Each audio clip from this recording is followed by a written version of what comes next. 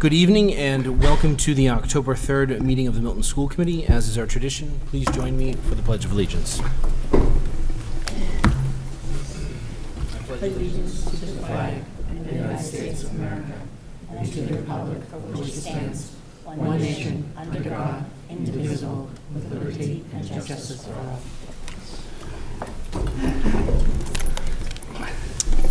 Thank you. Before we get started this evening, I'd like you to join me in a moment of silence. This week, the former Milton resident and elected official, State Senator Brian Joyce, passed away unexpectedly. Former Senator Joyce is an individual to whom the schools and the town owes a tremendous debt, and we extend our condolences to his family.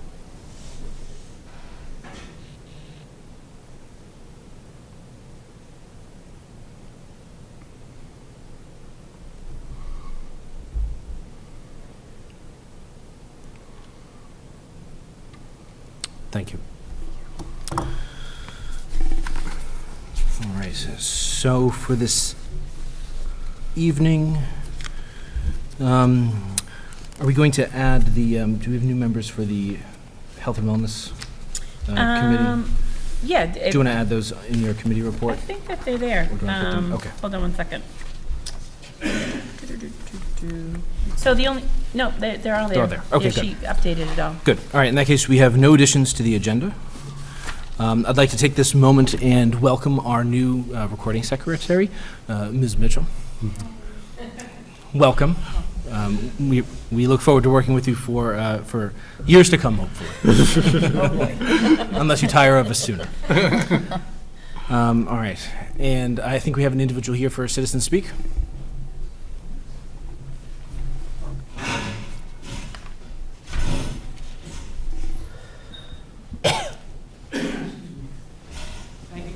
Donahue, Mike Zulis, 69 Fairbanks Road, president of the Milton Library Foundation. I'm here tonight for a quick commercial to tell everyone where they want to be 2 weeks from tonight, October 17th, 2018. Where you will want to be is at the Milton Library Foundation Gala, which will be at the Granite Links Golf Club in Quincy. It's going to be a great event. It will likely be the event of the year in Milton.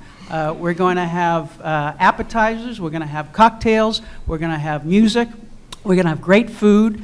We're going to have Chris Keating, who's a former NFL player and Milton resident. The theme of the evening will be football. Our main presenter will be Upton Bell, former Patriots GM, sports personality, and talk show host. He'll be talking about his book, Present at the Creation, which chronicles the early years of the NFL, and he'll be talking about that and contrasting it with the present-day NFL, and he'll be taking questions. We're going to be honoring those who brought us the revitalization of the library about 10 years ago, those who served in the Library Study Committee and the Library Building Committee. We're going to be honoring those individuals, including among those we're going to be honoring is Jen White, who is the sister-in-law of Betty White, and Dr. Giuliano, who served on one of those committees as well. So it's going to be a great event. And in addition, you'll get to see Library Director Will Adamczak and yours truly, as you have never seen us before, and will never see us again. So it's going to be a one-time event. It's going to be a lot of fun. There will be a strong Milton Public School flavor that evening. We're going to have music from the Milton High School Music Department for the cocktail hour. We're going to have a table with given the football theme, we're going to have a table with Coach Nembowski and 9 of his players, and we're going to have photographers from the Milton High School Photography Club. So there'll be a strong Milton Public School presence. It's going to be a great event. I understand you all have a meeting. The only thing I can say is call in sick, play hooky.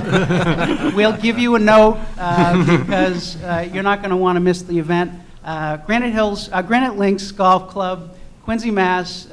2 weeks from tonight, October 17th, Get your tickets as soon as you can. You might want to adjourn the meeting so people can get their tickets at the website mlfliterarygala.org. That's mlfliterarygala.org. Get your tickets. It's going to be a great event. So thank you very much.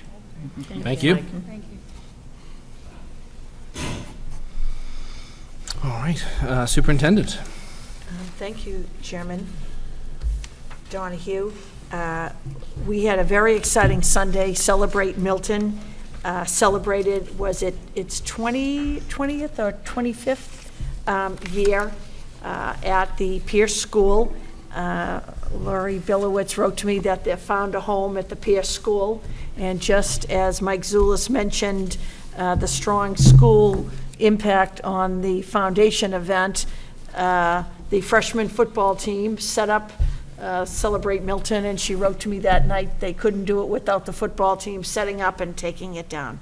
The highlight for many of us was the award ceremony of the community builders, and we were particularly proud in our advancement initiatives, our achievement initiatives. We've identified the correlation between involvement in athletics and music and drama to student achievement. And through the work that we've done over the last decade, we realized that that involvement really starts at elementary school. So Tucker parent, Winston Daly, and our own assistant principal, curriculum director, Kat DeRoche at the Tucker, have begun an unbelievable program now in its second year, involving children in music lessons and athletic teams, networking these children into the very involved athletic programs that so many of you are involved in. But if you're new to the community and you're not connected, you don't know how to sign up for traveling, get into traveling soccer. So Celebrate Milton recognized the two of them. Celebrate Milton recognized Lori Stillman for her help in launching the Milton Substance Abuse Prevention Coalition. I'm very proud to say that I nominated and won Jerry Vitti, Becky Padera, and J.P. Plunkett for coordinating this Challenger Baseball League. Every Sunday in the spring, Jerry Vitti, all due respect to Becky Padera, Jerry Vitti and J.P. Plunkett began this program for children with special needs to play baseball. They have organized teams, they play, they actually bring them to across Massachusetts to competitions. Jerry Vitti and J.P. Plunkett at 2 o'clock on a Sunday afternoon will cancel a game due to thunder and lightning. They are committed to this. You have to see it to believe it and understand it. So that was a wonderful recognition. And last but not least, our own Karen Horan and Reverend Ray Shore for the co-founders of the Courageous Conversations Towards Racial Justice. So those were well-earned and celebrated recognitions. Our MCAS data is in. I was telling Dr. Craighead that we usually have our data specialist do a presentation of our SAT, AP, and MCAS data. And under the direction of this committee, we're trying to streamline that presentation. We're still waiting for more levels of AP data to arrive. And so I'm working with the chair on when that presentation is going to happen. But the MCAS data is public, as you saw, and anyone who wants to dig deeper can read my blast last week, and there are links to Vivu and our principals. Janet Glenn and I prepared a very detailed presentation that will give you some excellent comparative data of how the district did and the new accountability system. But we are mailing tomorrow to arrive in the homes of Milton parents and guardians on Tuesday or Wednesday the parent reports on MCAS. Those would be mailed by Friday. School has begun, and I would encourage parents and guardians to check the calendar. We have a conflict, and we work hard. Charlene Roach should be recognized. We work hard to maximize every night of the week 24/7. We have a conflict, and I apologize. Thursday night is the Glover Open House, and it's also for parents and guardians of students in grades 5 through 8, Milton High School Information Night. But Principal Jett is going to plan and issue additional information nights within the next 2 months. But as I explained, we understand that this is a competitive process, and parents and guardians and students are out at private and parochial schools, and we want to be competitive with them. So that's a very important night for us. This coming Tuesday, October 16th, the Milton High School Boosters have their Swing for Sports at the Wollaston Golf Course. We want to recognize the Wollaston Golf Course for donating the facility. And if you don't play golf, they have an event. You can go online on the front of the Milton Public School website and show up for the dinner or support the event. This is really their large fundraiser that provides them the funds that then they return to the teams.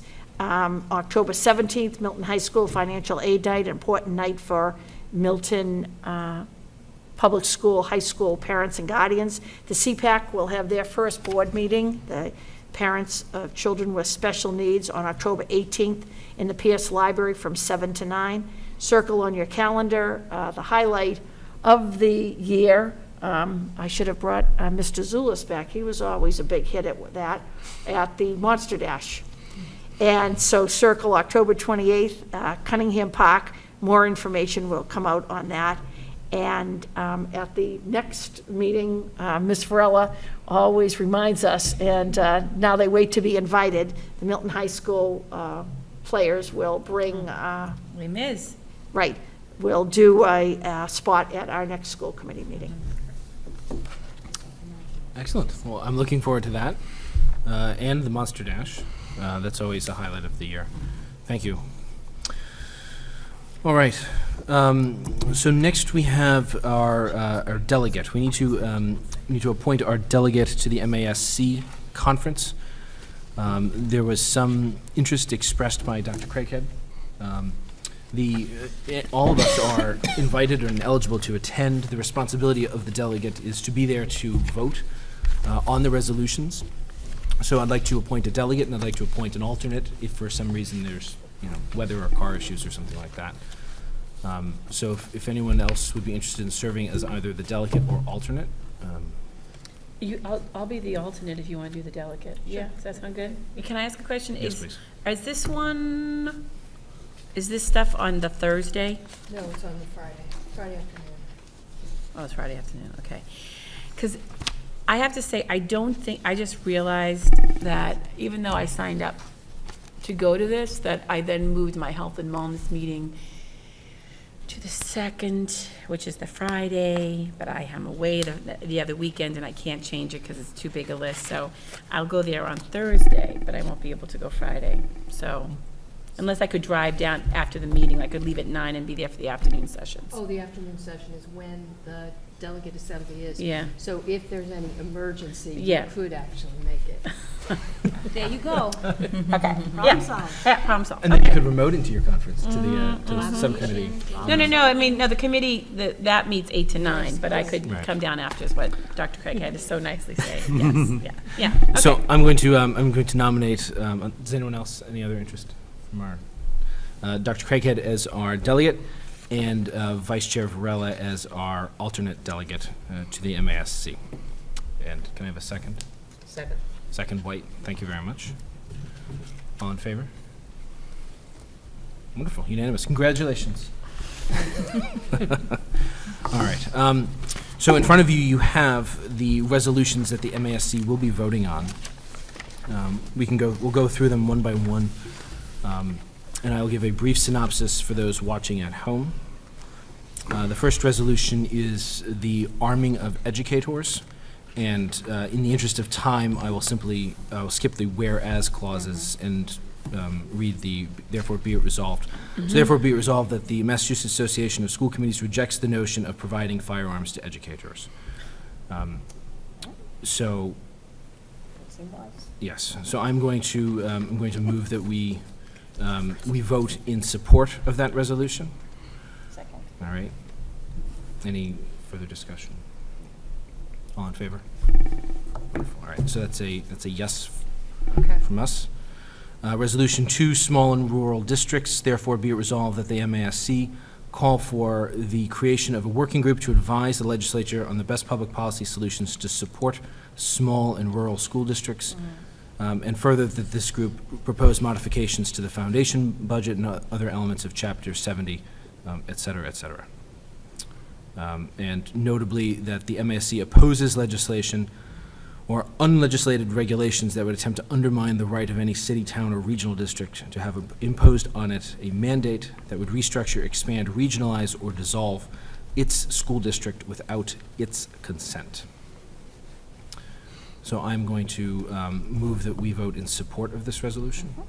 Second. All right, so a second, Varela. Any additional discussion? All in favor? Unanimous? Thank you. Resolution 3, the elimination of the Federal Department of Education.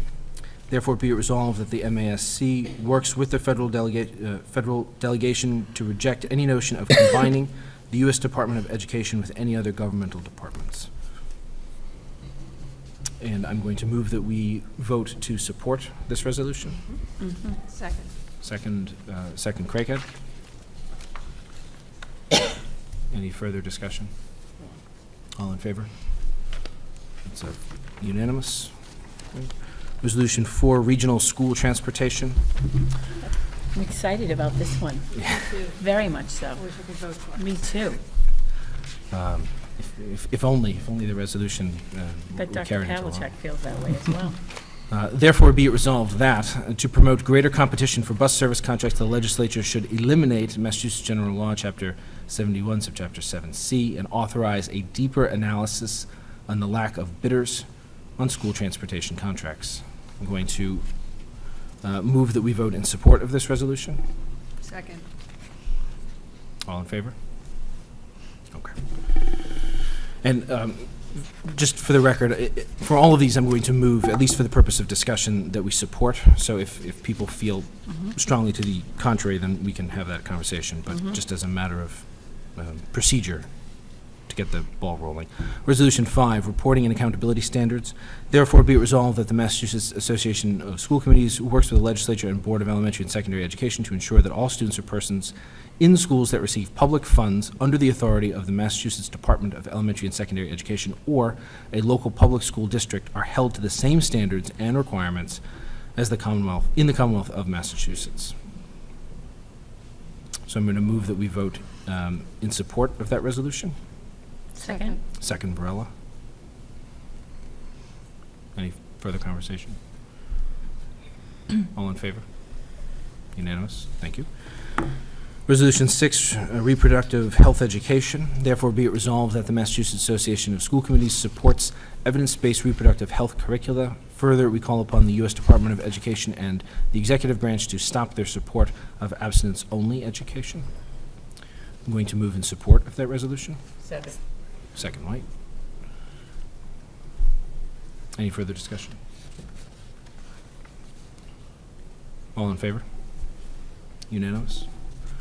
Resolution 7, gender identity inclusive athletic participation policy. Therefore, be it resolved that the Massachusetts Association of School Committees help file legislation which would have the effect of protecting LGBTQ students from discrimination, harassment, and bullying. By that, schools should treat, well, clunky wording, but by that, schools should treat students based on their gender identity, protecting their privacy, providing access to gender-neutral restrooms, locker rooms, private stall showers, using their preferred pronouns, embedding sensitivity training in professional development, and providing uniform accommodations. I'm going to move in favor of supporting this resolution. Second. All right, so we'll second Varela. Any further? All in favor? Unanimous? Resolution 8, sports wagering. Therefore, be it resolved that the Massachusetts Association of School Committees requests that, should the General Court enact legislation to legalize wagering on sporting events, the General Court shall commit a portion of the revenues generated from sports wagering to public education. Going to move in support of Second. this resolution? Was that a second, Craighead? Yes, it is. Yeah, wonderful. All in favor? Unanimous? Wonderful. And as an editorial, I would mention to our delegates that if conversation around this ensues, it would be worthwhile making the observation that we should endeavor to protect our high school students from the trickle-down effects of sports betting and gambling in the Commonwealth, should it come to pass. Resolution 9, access to information for parents and students who are clients of special education. Therefore, be it resolved that the MASC urges the legislature to amend state law to require that parents and students be provided with a copy via email or mail of all the assessments that are performed for students in the family's preferred language at least 5 days prior to any meeting at which the parents and students will review a proposed individual's education plan, IEP. Going to move and support. Second. Second, Varela. Can I have a question? Yes. Is that a change from the previous? It's from 3 days to 5? It's 2 days, I believe now. Oh, I thought it was 3. But that's just think it's urging, two. correct? It's not actually something that's. Okay, that's just a Right, it's recommendation. the All right, urging the okay, legislature, right? There's, Yeah. that's an urging, not like that there's actually Mhm. something on the table that they said. okay. I don't think anyway.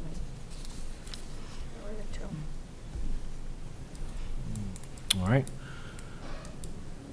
Yes, that seems as though it would be helpful. All right. So therefore, so we have a motion and a second? All right, all in favor? Unanimous, thank you. All right, and then there's a proposal to amend our association bylaws. The board asks, well, not later than July 1, so they are looking to change the date in that section from July 1 to June 1. That would, I think, permit them more time to vet these resolutions, and so I would move that we support the proposal to the MASC bylaws. Second. A second, Varela. All those in favor? Unanimous. All right, good. So it should be easy to vote that ticket. Thank you, and thank you for your work at the conference this month. So the last thing on my report was a revision of our subcommittee's advisory membership list. I simply wanted to make sure that all of the members of our health and wellness subcommittee, some of which are statutorily required and others are there as sort of what we think are best practices, are impaneled officially. So to read the members into the record, that's Vice Chair Varela, who's the chair of that advisory committee, Member Rosemarin, Jacqueline Morgan, Noel Vigue, Superintendent Gormley, Assistant Superintendent Sheehan, Dr. Karen Spalding, James Jett, Holly Kincannon, Margaret Gibbons, Caroline Kinsella, Vicki McCarthy, Lori Stillman, Scott Devlin, Richard Garino, Ryan Madden, Marty McKenna, Alexander, is it Renee? And Eliza O'Donnell. So yes. Yeah, I want to make a note, I know member Rosemary can't be here. So she can't make the Friday dates most of the time. I mean, she still wants to be able to drop in when she can. But I put this out in the minutes, that we did try to pick another date, but it was like a house of cards falling, that all of a sudden, Dr. Spalding couldn't make Monday, and Marty McKenna couldn't make this day, and, Holly McKenna couldn't make Wednesdays, and it just kind of all started to fall apart. So really Friday is the day that we have to kind of stick to it. So, I mean, we can keep her on, but it's more like she drop in when she can, I guess. Good. So we can leave Okay. her on, but, she Good. really won't be there that much. So I'm going to just to ensure that I'm going to move approval of said members as members of our Health and Wellness Advisory Committee. Can I get a second? Second. Second, Varela. All in favor? Aye, unanimous, okay. I believe everybody was on the, was already in there? Can I ask But a just question wanna about make this? sure. The Inclusion Task Force isn't listed on any of these subcommittees or outside task force. Yes. I don't know if that just I should be think, included or not. yeah, I think that has, there are other avenues that we're pursuing that through. at the moment, but if that reconstitutes itself, we'll look for a member to be part of that. No, I I'm am- sorry. I am I'm a sorry. member, I'm sorry. sorry, yes. No, I was thinking of All right. something else. So we'll make sure that gets added to right. this list. My apologies. No problem. I was thinking of the town school consolidated. Yeah. And I have another question too on this. So, I know, even to Member White for transportation, I know that when we met last month, that we still don't have I don't want to say still don't have, I'm going to make that change, that Carrie Forg is on it, and she's no longer, she was the Pierce Yeah, representative. she's not available. And, anymore yeah, to do it, yeah. and in turn, Brian Canavan, who has a student at Cunningham and a student at Pierce, said that he would be the rep, sort of for both schools. That's Canavan with a K? A C, C. C-A-N-A-V-A-N. All right. All right, so I'll move that we remove Ms. Forg and add Mr. Canavan as a member of the transportation and. He's already there, it's just that he's going to He's gonna serve. cover two Oh, He he's already gonna does cover two He schools. already does Cunningham, and he said, I have one at each, so Okay. he said we could be both, so. All right. So then I think we have Glover, let me say Glover, Tucker, Collicott, Cunningham, Pierce. Yeah. Good. Okay. And Jim and Donahue, would the inclusion task force be under representatives to outside boards? Yes. Boards and task forces, but Uh, not outside? We're not really or outside, yeah. Joint school subcommittees. I would probably put that under, it's probably its own entity. We'll add that. Yeah, its own standalone category. What I can do is I can email you the names of the members on that task force, okay? Perfect. Because Thank you. there's been some changes. Thank you. All right. Well, it is certainly more, now that the state has required we vote all the members, and it's certainly become more cumbersome, but Just want to, since we're Yeah, here, just want to get it all especially cleared since out. they it is. Yeah. All right.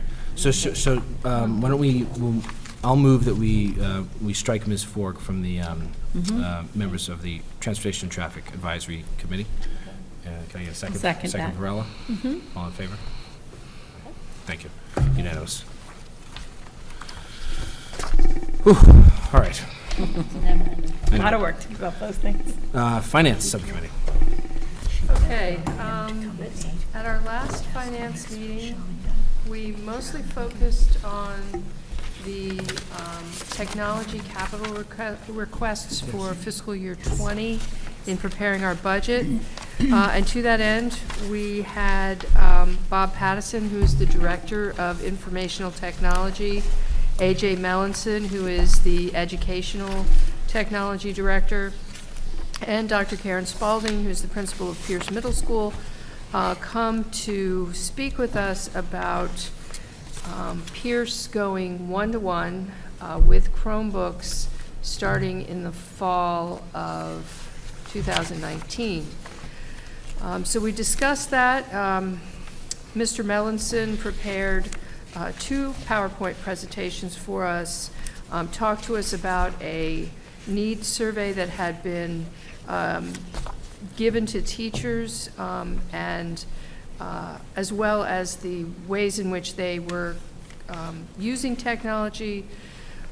Principal Spalding talked to us about the fact that the technology that they have on hand, which I believe is 12 carts of Chromebooks, is constantly in demand, and there's just not enough to go around, et cetera.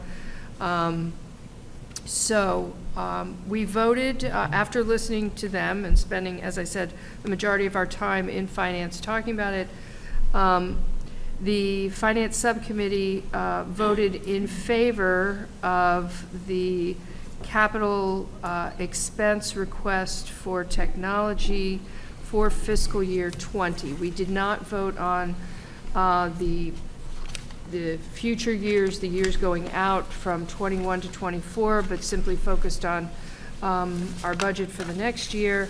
And that capital request subtotal for technology is $375,300. We also discussed the facilities capital request for fiscal year '20. All of the things that Bill Ritchie listed on there are absolute dire needs, most of them having to do with safety and security. So in many ways, they were no-brainers, and we need to do our due diligence to maintain the schools that were built 15 years ago. So the subtotal for facilities that we voted in favor of for fiscal year '20, and again, we did not push it out to subsequent years. We didn't vote on the whole 5-year plan. We simply voted fiscal year '20, and that request was $583,000 even. No change involved. And I would like to make a motion to school committee that we accept the technology and finance and facilities requests, capital requests for fiscal year '20 in the amounts of $375,300 and $583,000 respectively. I'll second that. Yes. Great. Second, White. Yes. Member Earl. Please. With regard to the Chromebook replacement, did AJ speak about and Dr. Spalding speak about, are they, the rollout, are they going to do what they did at the high school where the end of this school year, they would reach out to parents to try to get a sense of how many kids could bring their own and then figure out how many they would have to supply? No, after consulting with Dr. Spalding and using common sense, it was decided that having the Chromebooks in the classrooms and staying in the classrooms was the best idea at the middle school level. So one-to-one. One-to-one, that there would be a cart in every classroom, and that students might be assigned like a computer, like number 20 on the Chromebook cart and be responsible for taking it out and putting it in there. But to have these Chromebooks, like transporting them from class to class or taking them home, that the rate of damage and loss would be such that we wouldn't want to incur those added expenses. Right, but In what I'm terms of the saying, replacement. and do they also feel that they're just too young to be able to bring their Chromebook from home and have it in their backpack and take Yes. notes and do what they do at the high school? Yes. They don't carry backpacks at Peters, right? That's also. They don't go backpacks from class to But class? if I might, so they'll be in each core classroom. Right, I get it all. No, but they I- don't think that they should go home. And so they don't, so I guess this is my question. How much do they use them? Because how they're using them at the high school now is that really, I mean, even when I ask the kids, I mean, some of them definitely still take a certain amount of notes via the old way, pen and paper. But a lot of them, when you go around to the classrooms, you know, just because, again, what they did for the outreach in college, right? Because everyone has a laptop or a device for note-taking, taking notes, whatever. And then those are your notes that you study, that you do whatever with. So they would just be using the Chromebook in class to just look stuff up and. No. That Dr. Spalding talked about the fact that every single discipline, every single kind of class, whether it's a science class doing stuff with temperature scaling and having to do that on computers, to an art class where they're loading up their portfolios, to a history class where they're, you know, going in and looking at something. She said it's all across the board, and they cannot satisfy everyone's needs with what they have now. It's just become a competition amongst the different teachers as to who can get them on what days, and there's no continuity. Like if you're using them in science class for a particular project, you can't check out those cards for a week. It's a day-by-day thing. If in a writing class you're trying to have students upload their writing portfolios and you have it for one day instead of the whole week that you're working on that, it doesn't work. And so it's about a continuity class. And I asked a very similar question in terms of how widespread the need seemed to be, whether it was, we're only buying them for the core courses. And then the 12 carts that are already there will be used for all the other language, art, music, etc. But for the core courses in social studies, language arts, math, and science, they will have, all the classrooms will have Chromebooks for them. Okay, I guess I just can't follow, unless they're assessing the curriculum online, like i.e. if they're using a Duglitel math book for math, that you'd take your laptop, you'd have it there, you'd pull up the lesson.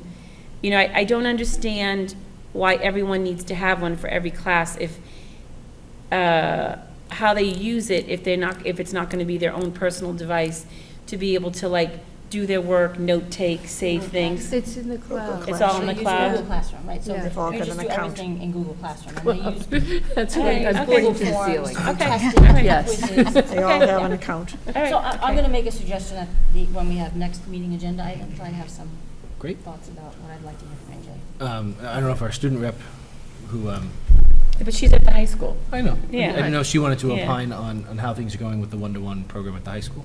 Reverend yes. Mike, my friend. We have been using them in our classes, but we go through most of the day where we don't even use the Chromebooks or our own personal computers at all. So I wouldn't say like our computer use has increased since we did the one-to-one. So yeah, Can I ask what grade are you in, hon? junior year. Your junior year? Really? Okay. I imagine it's more reliable, though, that everybody has them when they need to, and Yeah. that the instructor can say that we're doing this today, and everybody is able to pull them out and use them. I think we've worked the computers into the curriculum versus it just where we didn't necessarily need them before. Now we're putting them in where we don't have to use them, but it's an extra benefit, I guess. Good. Okay. Excellent. You still take notes. Would Dr. Craighead share with the other committee members and the viewing public this last year of the E-rate and how we're maximizing that money? Yes. Perhaps Dr. Pavlicek could speak to it in a more detailed way than I can. I would say exactly what Superintendent Gormley said. This is our last year to use E-rate.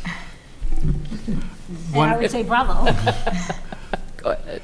It's our last year to use E-rate on certain kinds of purchases. Okay. E-rate is a particular reimbursement formula for public schools. We had this year's capital over the summer was used to increase the number of access points here at the high school. So, Mr. Pattison was telling us they had done a survey in the afternoon. There were 3,000 devices on across the system at one time, and it was only at 60% peak load. With all the extra devices, you need more access points, particularly places like cafeteria, auditorium, large usage spaces, so large numbers of students can be on at the same time. We had planned on, in the previous 5-year plan, doing Pierce next year and the elementary schools the year after to update the number of access points. The E-rate program is a program that gives us a 40% discount on certain items. And next year is the last year they will give us the discount on the wireless access points. So we pushed the elementary forward a year and said, for 40% off, we'll do them all next year. And the number of access points is for the needed for the middle and elementary is roughly the same as we put in this year in the high school, because this is a higher usage building. But that was the point of pushing that one forward. It's a substantial discount. And so 40% is not something to sneeze at. Thank you. Okay. Is there more discussion about? No, thanks, yeah, for Okay. answering all that. So I'll call the vote. All right. Well, second in case there hasn't been Oh, one. yeah. but Yeah. Did we second it? All right. Second Donahue. All right. All in favor? It's unanimous. Thank you. Thank you. Also, at that meeting, just to continue that until I get to my next item, we're going to have visits at finance subcommittee meetings throughout October from site councils. On the 9th, we will be meeting with Tucker and Milton High School. On the 16th, Glover and Pierce Middle School. And on the 23rd, Collycott and Cunningham. On the 30th of October, we will be looking at district-wide requests and at athletic fees as well. Okay, then the last thing I need to do is to make a motion to approve the vendor warrant, and the number of that warrant is slightly different than what you have in your packet. It's been reduced by $455, and Dr. Pavlicek is going to check to make sure that I say the right number. I'd like to make a motion to approve vendor warrant number 13, dated October 4th, 2018, in the amount of $396,741.41. So I can subtract. That's good. Do I have a second? Second.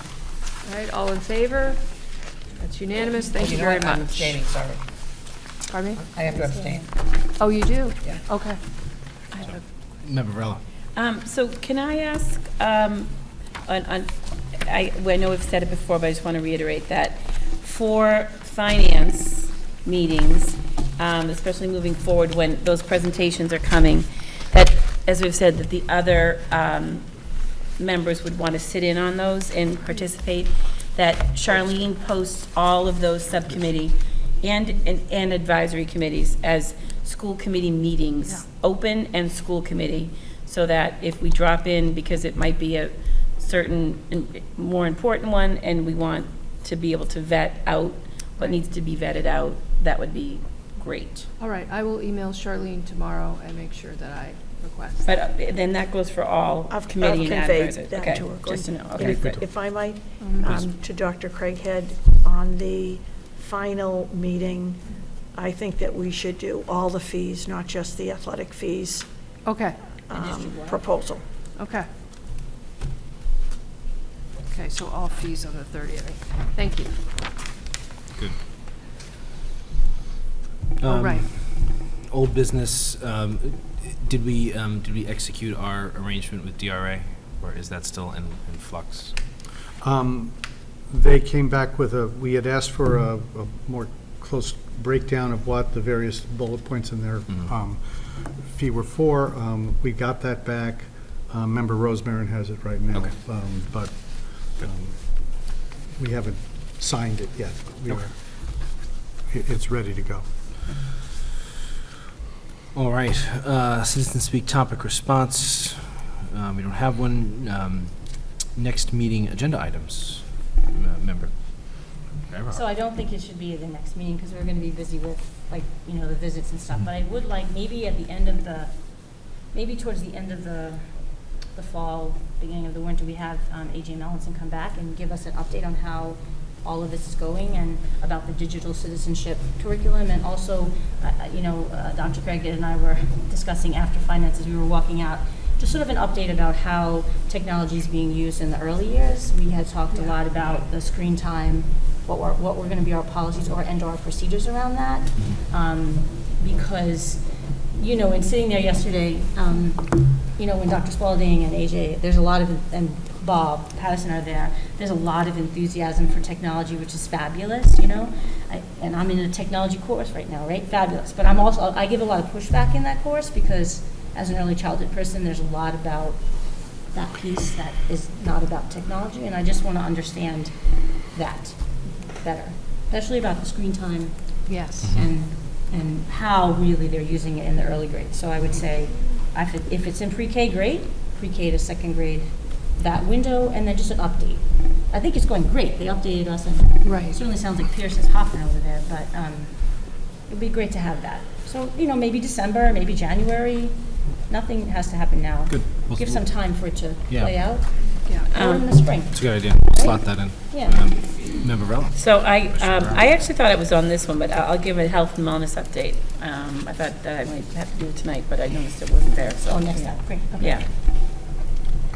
May I ask? Yes. I remember Member Varela had asked, the next meeting, we go to the high school. Well, we're here, they come, Yeah. yeah. I didn't know if you wanted to go into the auditorium, like really go into the high school, but you had mentioned once that you wanted the principal to ask what topic the school committee could cover during the meeting, where you might get hopefully you're going out to the schools to get an audience of parents and guardians from that school. Do you remember this conversation? And so we have our standard agendas, but I wanted to know how the committee, what your pleasure is about other school committee agenda items when you might have that audience in attendance or watching.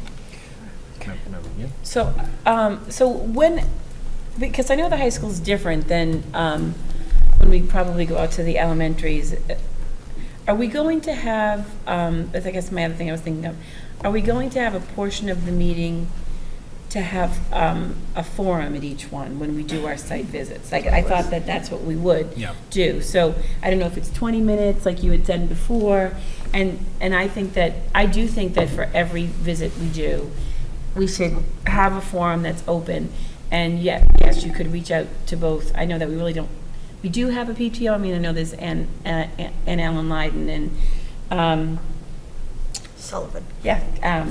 Sullivan, Tricia Sullivan, my brain, Tricia Sullivan. But they do have, I mean, the site council will be presenting, but I do think even if Mr. Jett wants to put out a, I know it's I don't know how many people would do it, but a survey of, from the parent community, if people want to do it, they have a week to do it, to fill it out, but just, one or two topics that they'd want to be addressed in the forum that might deal with high school issues. So the forum, I'm not clear on this. So would you address the item we for this 20 minutes? They would ask questions of you on a couple of topics? yeah, we could do that. So why don't we do this? We'll have our forum. We can talk space for a few minutes. Maybe it ended up being a 30-minute forum. We'll talk space for a few minutes. Why don't we think about any topics that we as a committee think are merit our direct engagement with the parent and guardian community at the high school. Why don't we ask Principal Jett and his administrative team to survey the high school in whatever manner they deem appropriate, and we'll come up with a list and curate that list and spend a few minutes engaging on things that are mutually of interest. That So sound that's a good? back and forth. So that's in addition to the 15-minute site council presentation. Yeah. Can I ask a question? Would you Yes. think about surveying the students at the high school, since they're older and they may have some concerns I think and that's some an issues that excellent, they would like an to? excellent suggestion. I'm happy to do Yeah. that as well. Yeah. Thank you for that clarification. That will be fun. I think yes, Member So Rowe. can I, so if, I just want to double check, so on the agenda, so we have health and wellness, we have the site, we have the site council, the forum, we'll have Les Mis. That'll keep us, yeah. I also invited the boosters to come and present, but is that, Remember we talked about we're going to invite them to do what? to explain what they do. But they don't answer to us. Neither does the Foundation for Education. Yes, they do. So the boosters don't answer us, but they do. The foundation has a school committee member that sits on its board. I know, but it's still, I still feel it's a clouded area. Well, you know what, then we won't do it, but let me tell you something. It's going to be on the topic when those That's great, and those high school parents come we here can and they want to encourage talk about it. So those then what do we parents say? We can't to go talk to about it? meetings and be involved. So then you want to invite FAME and the PTO and any other nonprofit that, it's a fine line because they're nonprofits that answer to their boards. The foundation is a nonprofit that has a school committee member as a requirement of its bylaws. They answer to, that member has to sit and be a part of the conversation. They can't eliminate that member. They can't eliminate the school committee member. But I feel that they still support our district, and I'm going to admit that as a school committee member, I don't always know the specifics of how Fame supports it, what the process is, how the boosters support it, what the process is. And I know that you have said, if you want to know, then go to all the meetings. But not every parent can do that. So I don't think it's a bad thing to invite those different groups to give an overview of what they do and how they support the district. I'm not saying it's anything but an education. I think it's important. And I think it's something that I hear from high school parents a lot, that they don't really understand totally how they support, how the money's allocated and how they support it. That's all I'm saying. I mean, if you really don't think it's the place, then fine, but that's what I'll tell them then. I'll tell them that they need to go to the meetings. But I don't think it's a bad thing that these groups come and present to us to give us an education about it. And I know there's all these fine line things, just like we can't control PTOs, but if PTOs are gonna, I don't know, gonna go rogue, like we do have a sort of a partnership with all these people in some ways. Well, I mean, Dr. Johnny, why would you like to don't we do jump in? this? So it is an excellent point that there are a number of entities that support us in various capacities. Maybe it's worth a meeting, where instead of having the boosters come at one and the MFE at another, we invite them all. Right, And and I we'll think talk to that them an all. informational session for people to come, I just don't want it to appear that we as a school committee, as a legislative body, are asking the boosters to come here and present to us like we asked V to present, like we asked the site councils to present, and then we questioning them about that. That's not the impression that I want to give. No, nor do I. It's That's just not- more of that- an so that- informative That's the session. line Yeah. that I'm talking about. Like, Yeah. then I don't want that, because they, like every other organization, support the schools. And if there are policies that we can look at, we discussed this, about fundraising, about relationships we have with nonprofits that support the schools. And we can look at those in policy, right? But I just think that we can invite them all, that would be fine. That piece where you're inviting them to present to school committee seems rather formal to me for a nonprofit that doesn't answer to us as a legislative body. They don't answer, that's not our role as a legislative body for the school district. So that's all I'm saying. But I'm happy that they could all come and present. The foundation is a different beast, if you want to say, because they require a school committee member to sit on their board. Yeah, but they require a school committee member to sit in their board, but we still don't have control over what they do or how they allocate their money. Well, yeah, have a vote. Absolutely. Well, Yeah. one vote, but, Yeah. Two votes. Two votes. well, yours, yeah. Yeah, so that's what I'm saying. So Yeah. I'm happy, I understand what you're saying, that is a vehicle, we should engage the community in education and information. It's just that part where you ask someone to come and present, and then there might be questions of give and take, and then what does that mean for them as a nonprofit that doesn't answer to us? And if I might, Please. for Member Varela and the viewing public, it's interesting you asked this, because every year I meet with the boosters once a year, the high school principal, the athletic director, and the boosters reached out and want 4 meetings this year. And so, you know how I meet with the PTO presidents. You've come more than anyone to those meetings, informing them. Yeah. If you wanted to come when I'm meeting with the boosters, you're more than, I'll let you know when the first meeting is. And so I thought it was a very good sign for them to reach out, to meet with me 4 times during the year. And so if you have a question, and I'd welcome a school committee member in that meeting, I'll let you know when the meeting is. Yeah. If you want to, and work around your schedule as a No, beginning. I think that's good, but I do think that it would be, again, and I mean that it's not just, it's not that we're here to question them, but it's all, what I'm trying to do is that these are filmed, and they're also reported on, and I just think that having some of those groups come and I'm going to use the word present, I'm going to use the word educate us about what they do would be valuable, so that it broadens an awareness. Because there's a lot of people who can't make the booster meetings, but their kids are involved in sports and they do have questions, and it would just be nice to have that done, I think. I don't know. Okay. Well, Okay. you and Well, Dr. start Johnny might be the can meeting. So good. Chat it over. We'll put that on the, Yeah. and then for the next meeting, so we're sort of full up for the next meeting between that and our standard subcommittees and advisory committees. When is the meeting after that? Meeting after that is the first week of November. Yeah.